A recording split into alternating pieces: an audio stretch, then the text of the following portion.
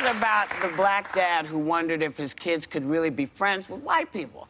Now, a black woman in Georgia is trying to do something about that. She's helping throw the first Come Meet a Black Person event in Lawrenceville, Georgia. Now, she says she was inspired by a statistic that she read, that 75% of white people say they have no black or non-white friends. So I don't see anything wrong with, because if you come from a town that doesn't have black folks in it, it's not a bad thing to meet them. Particularly if you come into the big city, you're going to see a lot of us. Yeah. We talk about when you're, Well, that's true.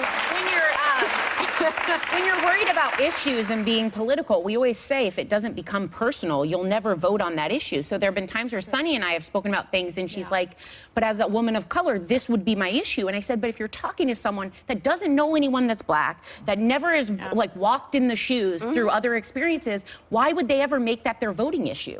So until you make it personal, you can't ask people to get on board with a movement forward. I think it's very But it shouldn't be just personal. There are higher goals out there than just what happens to you. Yeah, but I have to say, like, my parents, and my brother's gay, I always bring this up, but they, for the longest time at first with religion, just felt it was wrong. Over time, because they would never, ever push my brother away, they loved him enough to grow. And it wasn't where their heart started, it was where it ended. They now get it, and they care because of my brother. The only thing that was odd to me is that this event is in Lawrenceville, Georgia, and it's only 32 miles from Atlanta. Atlanta's full of black folk. Yes, it got so many people that it's going to be a big event. But as you know, Sonny, as you know, know, many states in the South, many states in the Midwest have little enclaves that you know, folks maybe drive through, but not living there. That's and true. So, and also, that's true.